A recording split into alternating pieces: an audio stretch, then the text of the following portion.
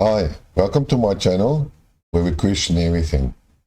My name is Dirk Romatsky and today's topic is bits and pieces, and we're going to focus on the latest news, and that is a large missile attack by Russia on Ukrainian infrastructure. Now this morning, as we know, we haven't expected what we at least expected some form of retaliation on the attack of the Crimean bridge, the Kerch Bridge, which I believe was one bridge too far. It's one act that was, well, one could think that it would initialize a response from Russia, because as I've said in my previous videos, Russia has warned many times, and then things happened and the red lines were crossed and the Russian did nothing. But this time it needed to be reacted on. And I was actually strongly advocated for the move. Otherwise, Russia and Putin would have lost face. Now, we know losing face is basically a Eastern saying, but it's still valid. We just have a different term of it. Well, according to the information, Russia launched about 81 precision missiles on Ukrainian infrastructure. And according to the limited news at this stage available, the targets were mostly infrastructure targets, while electricity installations and water supply and communication equipment. Some things, while these targets have been long questioned by narrators on why these items have not been targeted, but we always look at the limited scope of the SMO, and Putin stuck to his guns and his principles and didn't attack those points. And it was a little bit of a soft approach. Not that I advocate the shock and awe, but at least some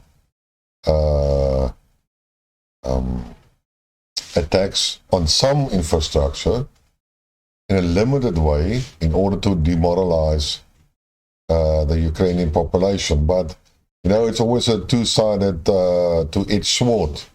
Can either demoralize them or can actually increase their reason to resist. And it all depends on how you see it. And it also depends on the culture, which I've mentioned many times. While the Ukrainians have indicated that they shot apparently down 41 missiles of these 82, which I doubt. But I believe a fair amount of these missiles have reached their targets. And today the Minister of Defense, or the Ministry of Defense of the Russian Ministry, has confirmed or stated that all targets have been destroyed. And I have expressed my view on his reports in previous videos. And by the way, they shot another MiG-29 down today. Well, that should say you a lot. In any case, here's a map of all the targets. So let's have a look at it.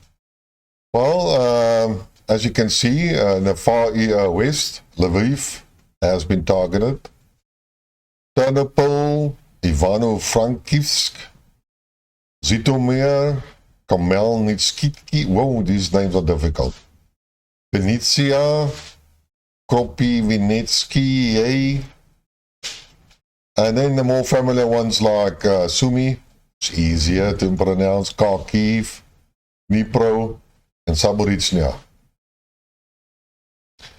Now, I know that the Russian Minister of Defense has indicated that all the targets were destroyed, but at least there is one evidence that contradicts him, and that is the report that apart from all the other targets that were mainly infrastructure, there was one missile that tried to bomb the headquarters or the building where the SBU, that's a secret unit of Ukraine, is situated.